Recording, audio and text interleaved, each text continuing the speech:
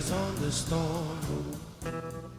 Hello, and welcome to Fireside with the VC. My name is Andrew Romans, and I'm excited to break. We talked a lot about bubbles during COVID. I want to break out of the bubble of Silicon Valley, where I live, and the other bubbles of New York and London, where I spend a lot of my time, and talk to Sammy Abdullah out of Dallas, Texas. Sammy, thanks for joining the pod.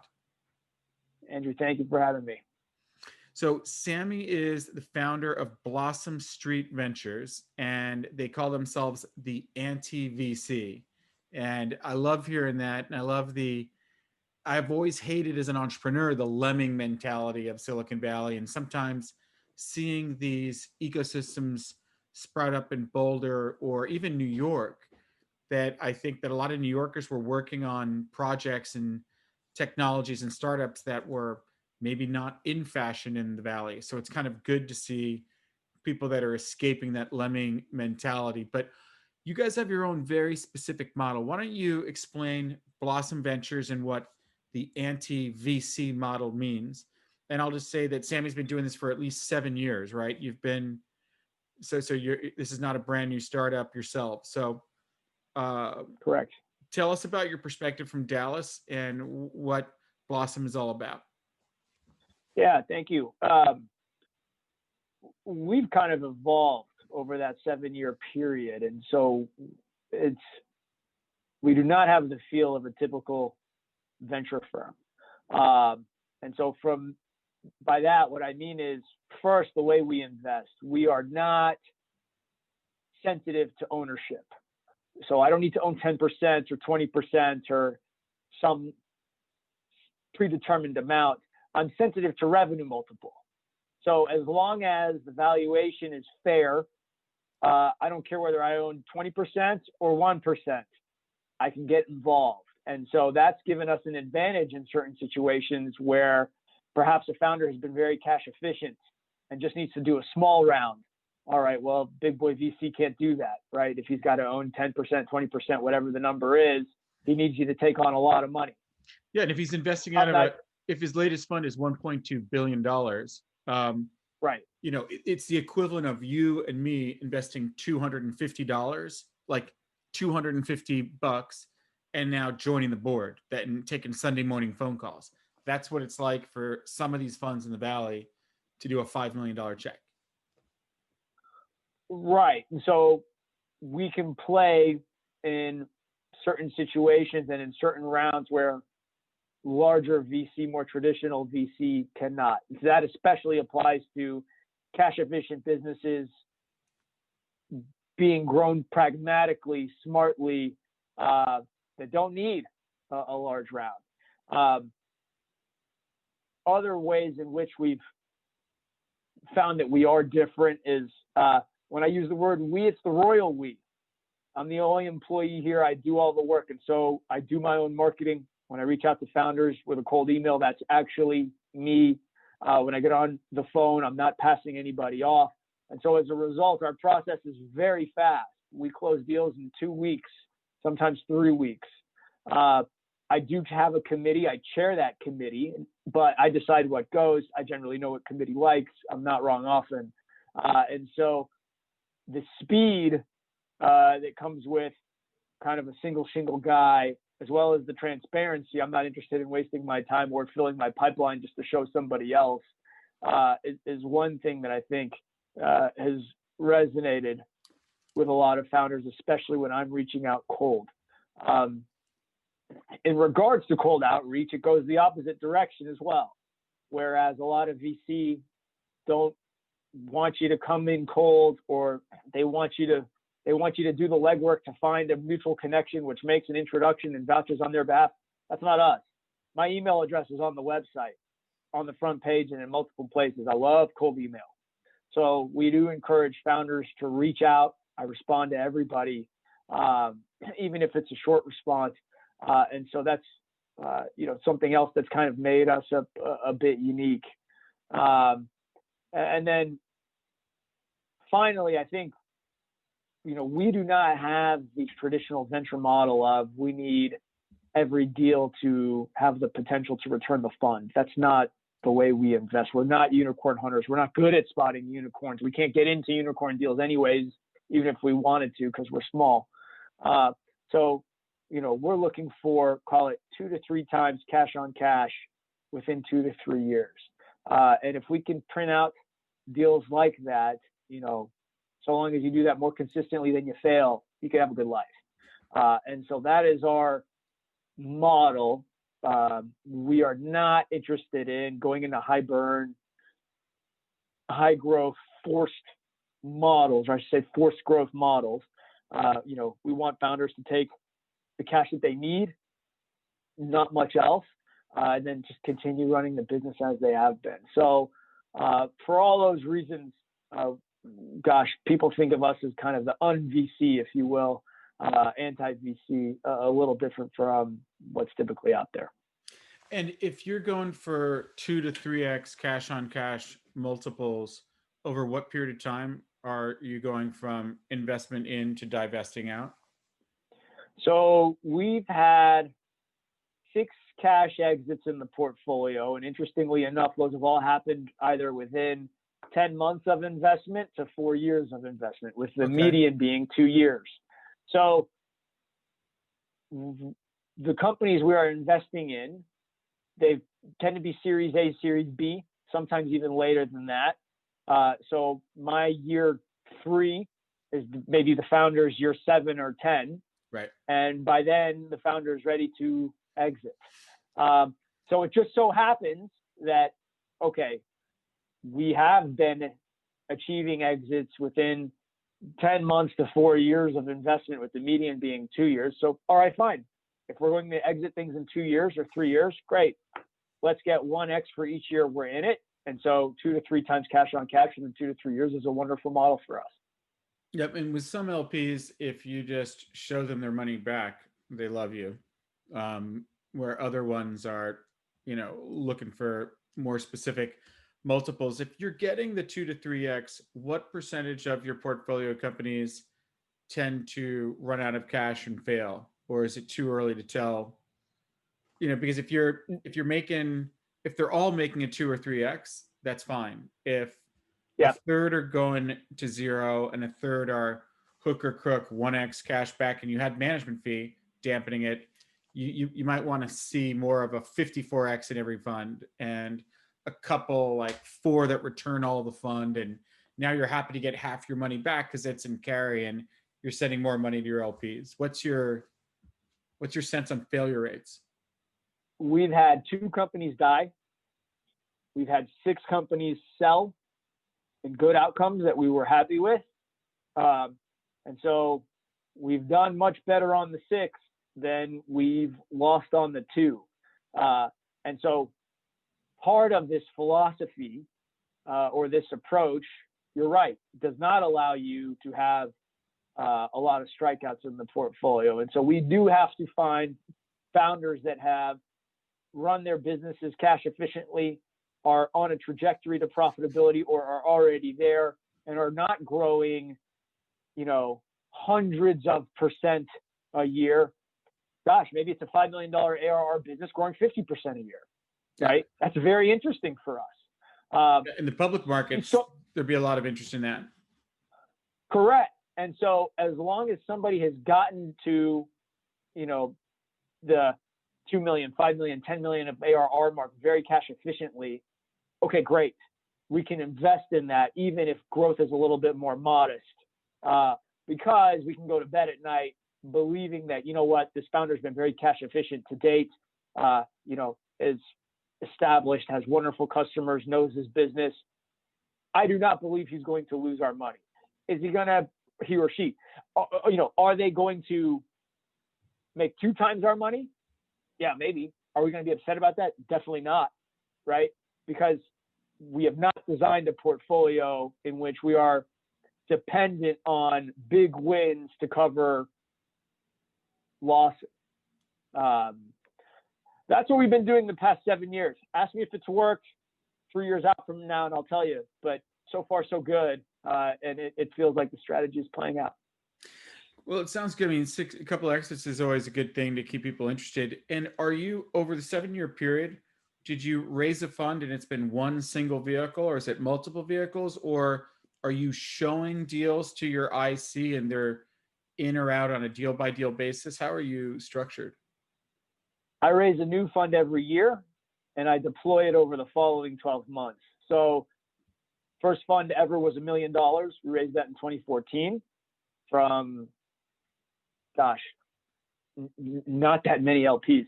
And then this latest fund we closed in April was a $4.6 million fund. And we'll deploy that and call it 4 deals. So we take very concentrated bets in each fund. We call the capital up front. The cash is sitting in a bank account so that when we've gone through committee and signed the legal docs, we're ready to fund that day. That is something that makes us very anti-VC from the LP perspective.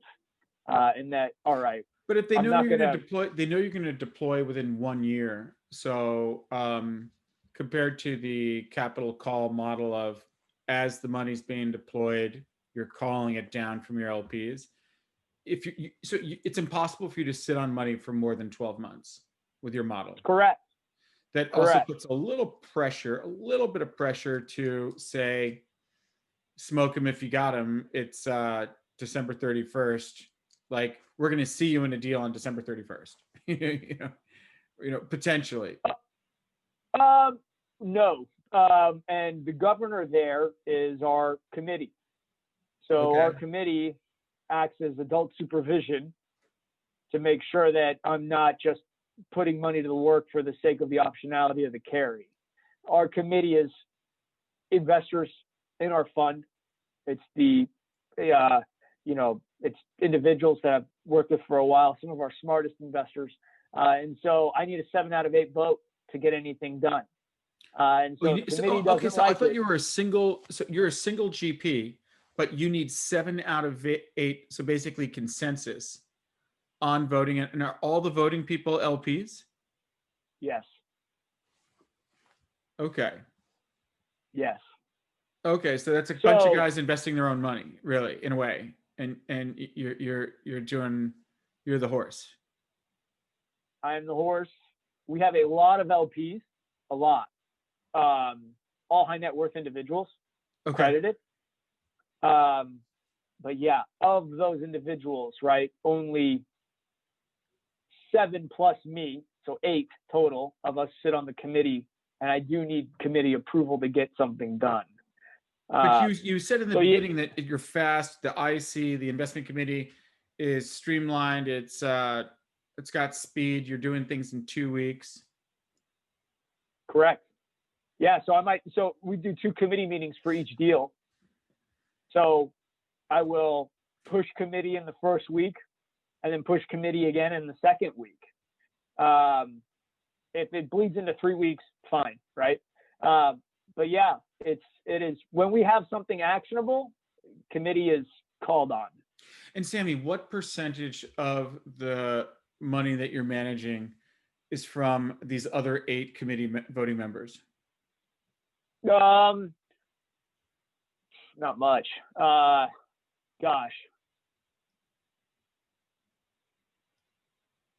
10%. Okay. All right. So it's not like, okay, I kind of was just guessing that you've got a wide set of accredited investors in there, and there's 8 people that's saying, because I was thinking when I was listening to you explain it that, it might make it easier to raise money from somebody when you say, listen, Mr. and Mrs. Big, you have an element of control. You just get one other person to veto this thing with you, and Congress is ruling in your favor. And therefore, your risk is that you're not doing good shots. And a lot of people tend to overestimate their ability to be a venture capitalist, in my experience. Yeah. No. So our committee seats have never been for sale, so to speak, right? It is individuals, which I believe are some of the smartest of our LP base. Yeah. And so, yeah, I mean, we have a lot of high net worth that make up our funds, a lot. And so, no, committee does not dominate the capital They are just those individuals, which over time I've come to respect a great deal for acumen and questions and ability to see things that perhaps I'll miss. Yeah. I think it's definitely. I think in a hits business, it's good to be able to make a decision and not get vetoed. But it's good to have multiple sets of eyes, different networks, different perspectives, different life experiences, different knowledge to triangulate and come together, and if nothing else, spot the blinking red light that is warning you about something that you can miss. Sometimes there's only so much time in these meetings with the entrepreneur too, and it's like someone says, "Did you ask him this?" And be like, "We ran out of time. Couldn't shut the guy up on this." It's just they're very passionate people you're talking to. Right. What about there's advantages and disadvantages to being in the most evolved ecosystem of Silicon Valley, or very evolved ecosystems, or less evolved. With raising LP capital from private individuals that are accredited, geographically, are they mostly concentrated in like Dallas, Chicago, or are they just kind of all over? Is it international? There's heavy concentration in Texas, but yeah, our LP base is all over the place.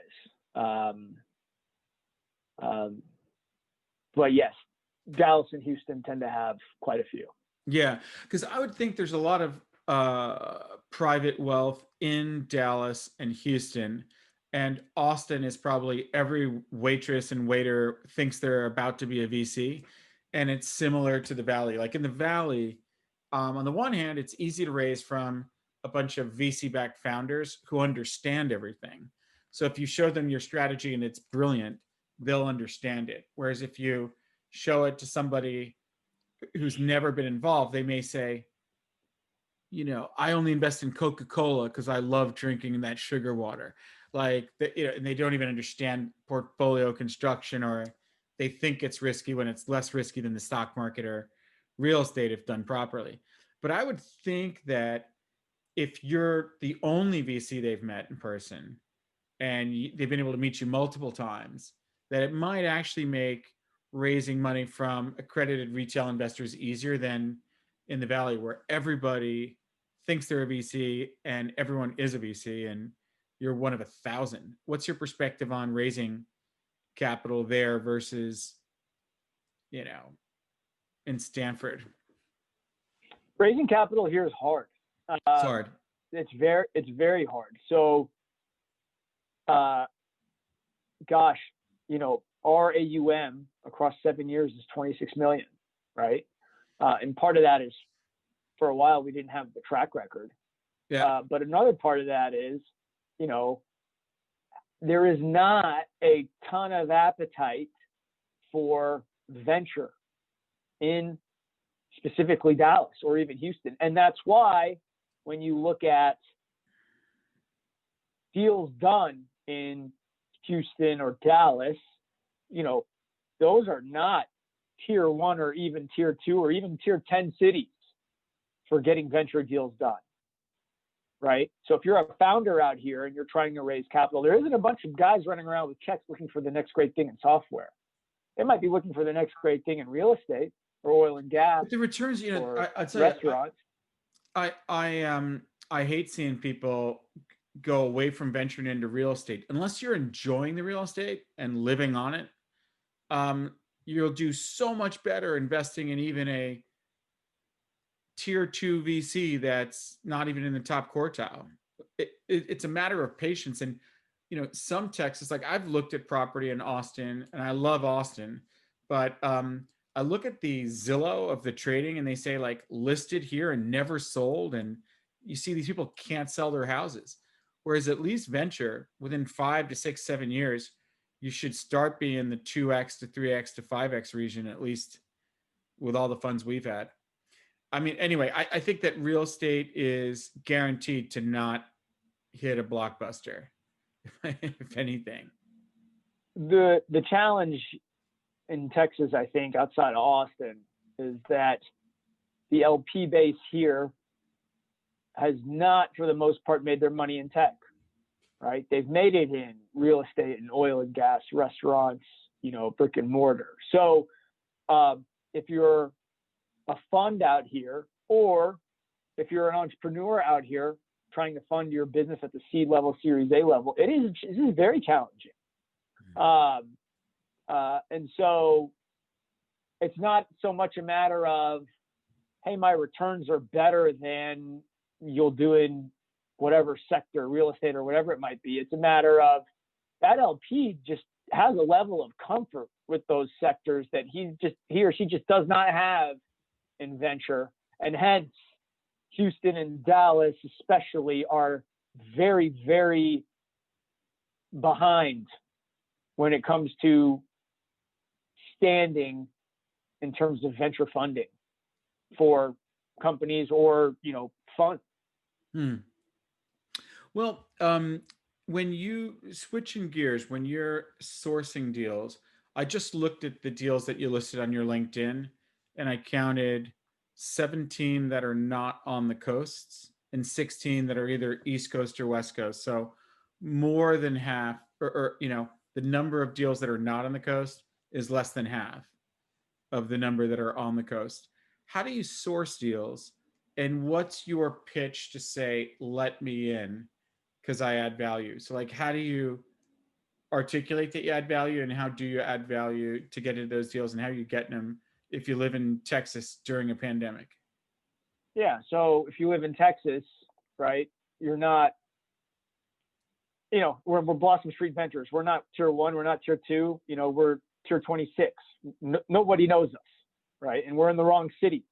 So I source deals via cold email. I reach out to founders directly, introduce myself, tell them what we look for, and then go from there. Alternatively, founders can reach out to me, right? My email address is on our website,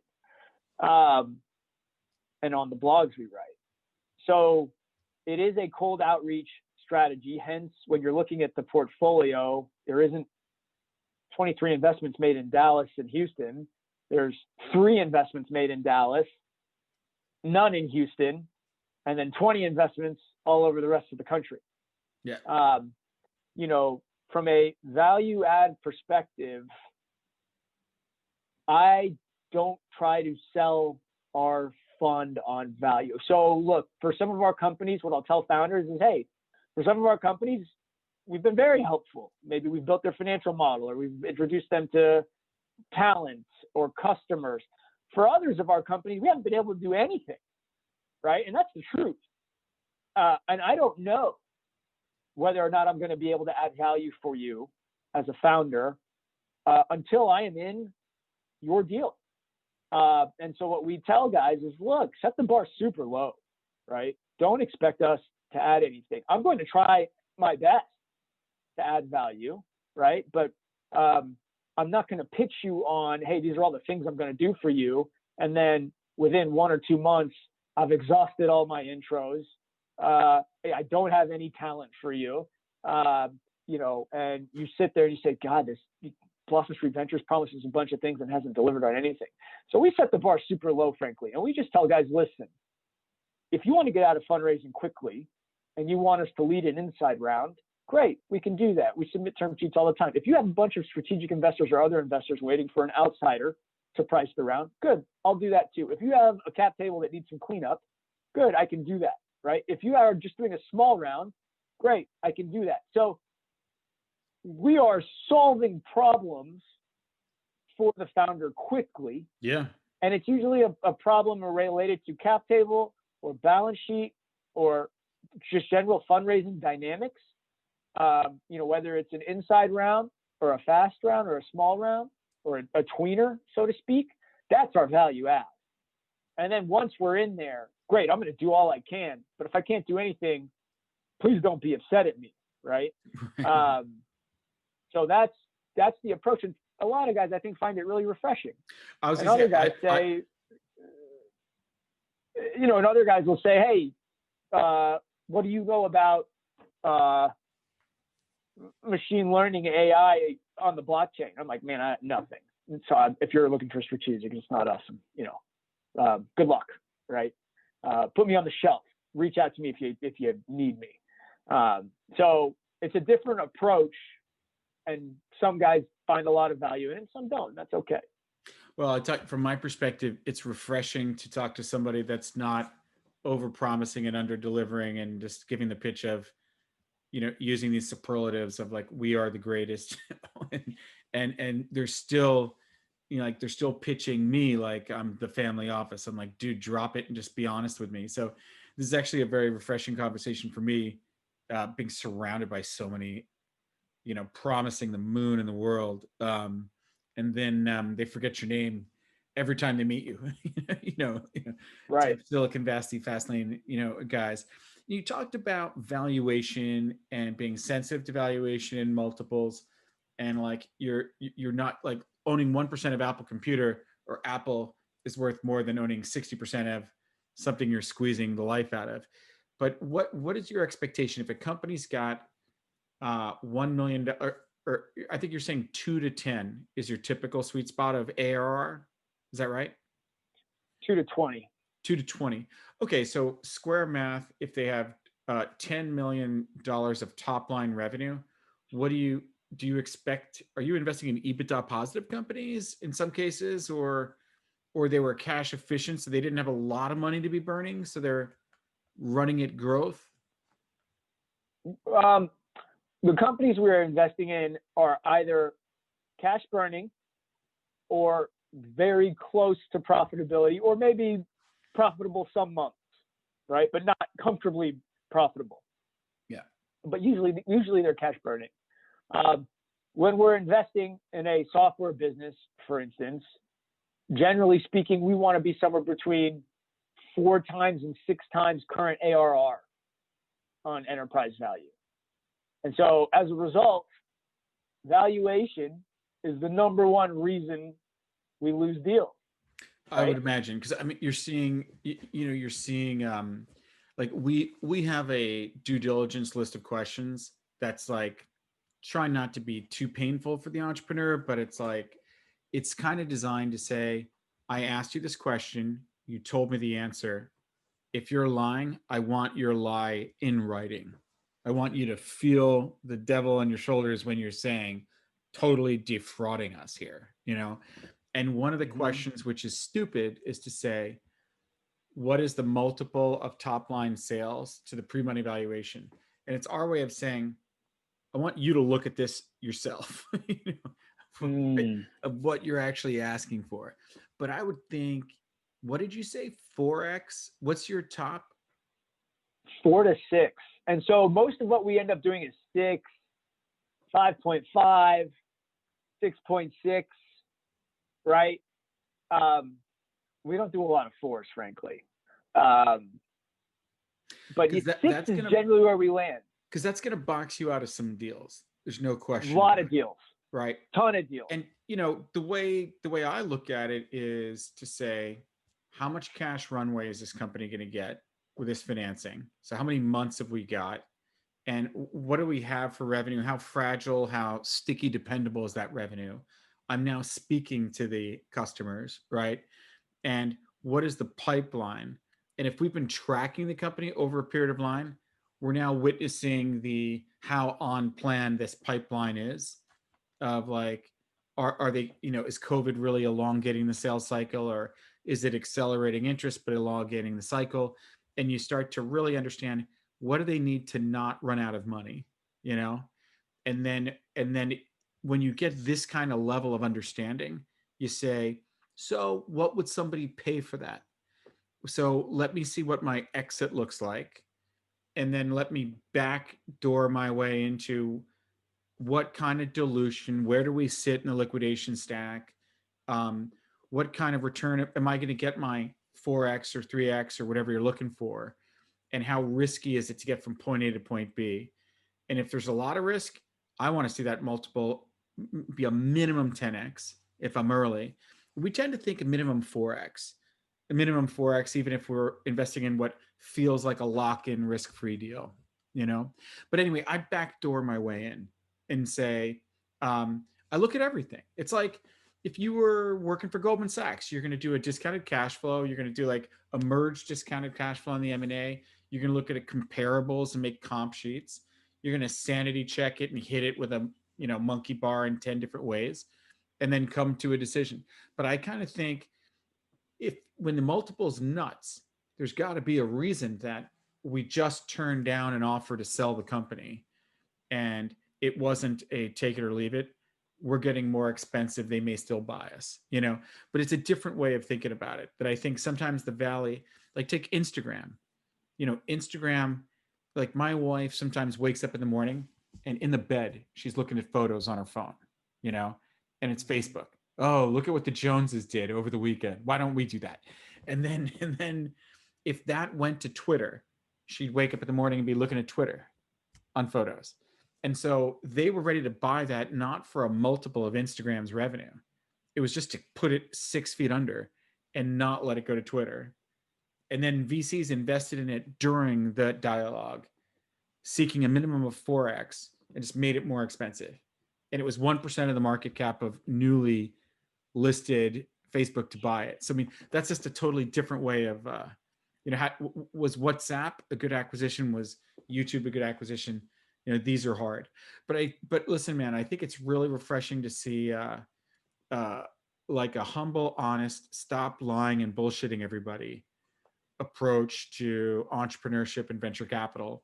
And if you're getting into capital efficient deals, and you're probably going to bond with entrepreneurs in a way, especially if you're in the Midwest or something, where they're like, "Hey, that guy telling me the story of Facebook doesn't really relate to me," So I could see you getting along with a bunch of entrepreneurs that want to work with you. And a lot of our guys that we get along with are in Boston or in San Francisco or in New York, right? There is that ilk of founder that has not built a unicorn, but has built a wonderful business. The guy is going to be fabulously wealthy upon exit. Because that person has built the business cash efficiently and has not diluted themselves down to 10%, right? So that founder, that is the person that we are generally attracting or are attracted to. And does investing at 6x current ARR knock us out of a lot of deals? Absolutely. Yes, it is the number one reason that founders are like, you're too cheap. You're not market. Well, right? I mean, we hear that all the time. I mean, this is the advantage of having a bigger fund. If you're setting the pricing and you're leading the round, you can say, look, you go get back to work. Stop wasting time talking to these idiot investors. Here's a term sheet. Shop that around and we'll be done. If the deal's being shopped and now it gets to you and it's a 7x multiple of revenue, you're not really in a position to change the terms. That's already kind of in cement. It's get on board or don't get on board. That's a hard part. I think if you guys get to a bigger fund and you have a no nonsense culture and you say to people, stop screwing around with this fundraising BS, sign this doc and we'll be done. And you can fill it in with anybody else you want. We'll take half. The truth is founders worry too much about dilution. I've made spreadsheets for founders saying you're trying to raise at a 40 million pre when you should be raising at a 15 million pre. Everyone's going to want to invest in this at a 15 million pre, and you can choose who adds the most value actually and put a ton of network around this deal. What's the point of owning 27% as opposed to owning 24.5%? You just went from like the worst investors to the best investors, and it'd be done like that. And your next round is a guaranteed up. If you went for the highest valuation you could get it away for, you're putting at risk your next round, and you better have 24 months to grow into that, valuation. Yeah. So it's I've spent a lot of time talking to founders about this. So in our exits, our 6 exits for cash exits,